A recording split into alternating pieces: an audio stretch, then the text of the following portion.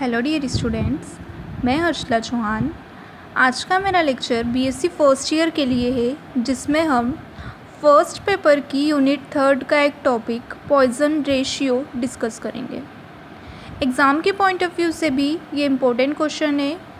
ये क्वेश्चन अधिकतर short answer में पूछा जाता है। पॉइजन रेशियो का स्टेटमेंट क्या होता है, ये आज हम इस लेक्चर में देखेंगे। पर इससे पहले मेरे पिछले लेक्चर में हमने टाइप्स ऑफ स्ट्रेन देखा था। उस लेक्चर का थोड़ा सा पार्ट हम रिवाइज करेंगे। टाइप्स ऑफ स्ट्रेन में हमने देखा था कि 3 तरह की स्ट्रेन पाई जाती है। सबसे फर्स्ट होती है longitudinal strain, then second volume strain and third shear strain. Longitudinal strain में जब हम किसी बॉडी के लेंथ के अलॉन्ग यदि डीफॉर्मिंग फोर्स अप्लाई करते हैं और यदि लेंथ में चेंजेस होता है तो उस कंडीशन में हम उसे लॉन्गिट्यूडनल स्ट्रेन कहते हैं। जब हम बॉडी के वॉल्यूम में चेंजेस करते हैं या हम बॉडी के वॉल्यूम के अलॉन्ग यदि फोर्स अप्लाई करते हैं और उसके वॉल्यूम में चेंज होता है तो इस कंडीशन में हम उसे वॉल्यूम स्ट्रेन कहते हैं।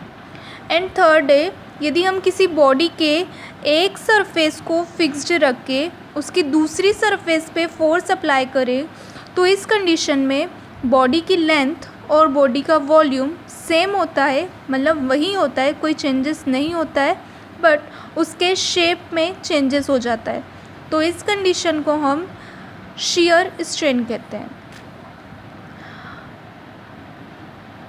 ये टॉपिक हमने डिस्कस इसलिए किया फिर से क्योंकि आज के इस लेक्चर में हम एक नई स्ट्रेन लेटरल स्ट्रेन पर बात करेंगे। तो लेटरल स्ट्रेन क्या होती है? जैसे कि हमने लॉन्गिट्यूडनल स्ट्रेन के बारे में देखा कि जब हम बॉडी की लेंथ में चेंजेस करते हैं तो उस कंडीशन में हमें लॉन्गिट्यूडनल स्ट्रेन मिलती है। बट जब हम लेंथ में चेंजेस करते हैं तो साथ ही साथ उस बॉडी के डायमीटर में भी कुछ न कुछ चेंजेस होता है। यहाँ पर इस बात को मैंने एक डायग्राम के फॉर्म में शो किया है। सपोज़ हमारे पास ये एक बॉडी है जिसकी लेंथ है स्मॉल l, इसकी ब्रेड्थ है स्मॉल b एंड इसकी थिकनेस है स्मॉल t। यदि हम इस पर एक फोर्स अप्लाई करें, वो फोर्स हमारा एक्सपांशन फोर्स है। यदि हम इस पर एक्सपांशन फोर्स अप्लाई करते हैं, मतलब इसकी लेंथ को यदि हम बढ़ाते हैं तो इसकी लेंथ बढ़कर L डैश, इसकी ब्रेड्थ घटकर B डैश और इसकी थिकनेस घटकर T डैश हो जाती है। मतलब यदि हम किसी बॉडी पर एक्सपांशन फोर्स अप्लाई करते हैं तो उस कंडीशन में उस बॉडी की लेंथ तो इंक्रीज़ होती है, बट साथ ही साथ उसका डायमीटर भी डिक्रीज़ होता है, जो हमने यहाँ पे लिखा है।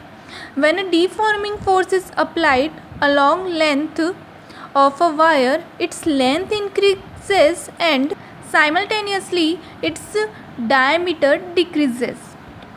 यहाँ पर L डैश ग्रेटर देन है स्मॉल l के, but B dash less than है स्मॉल b के and T dash less than है T के।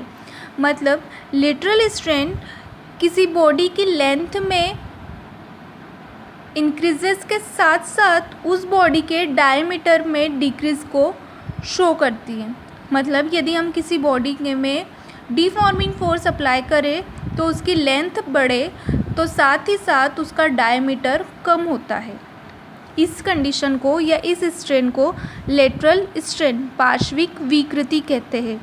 पार्श्विक विकृति हम यहाँ पर 2 कंडीशन से बता सकते हैं, -del(b)/b एंड -del(t)/t, जहाँ पर change in breadth upon original breadth and change in thickness upon original thickness, ये 2 कंडीशन इसमें हम अप्लाई कर सकते हैं। अब यदि हम देखें पॉइजन रेशियो का स्टेटमेंट, Poisson in his experiments on elastic bodies found that lateral strain is proportional to the longitudinal strain. It means the ratio of lateral strain to the longitudinal strain is a constant. This constant is called the Poisson ratio. It means lateral strain directly proportional to longitudinal strain, ये दोनों एक दूसरे के directly proportional है, इसलिए इसको हम लिख सकते हैं lateral strain upon longitudinal strain is equal to constant. और यहाँ पर जो कांस्टेंट होता है उसे सिग्मा से शो किया जाता है और इस सिग्मा को ही हम पॉइजन रेशियो कहते हैं। पार्श्विक विकृति बटे अनुदैर्ध्य विकृति is equal to sigma. Poisson ratio की कोई यूनिट नहीं होती है बिकॉज हमारे पास यहाँ पर जो कंडीशन है ये दोनों ही इस स्ट्रेन पर डिपेंड करती है और हम जानते हैं कि इस स्ट्रेन की कोई यूनिट नहीं होती है। इस कंडीशन में पॉइजन रेशियो की कोई यूनिट नहीं होती है और ये डायमेंशन लेस होता है। Its maximum theoretical value is 0.5 and minimum theoretical value is -1। So I hope आपको ये लेक्चर समझ आया होगा कि पॉइजन रेशियो किसे कहते हैं, लेटरल स्ट्रेन क्या होती है ये भी समझ आया होगा।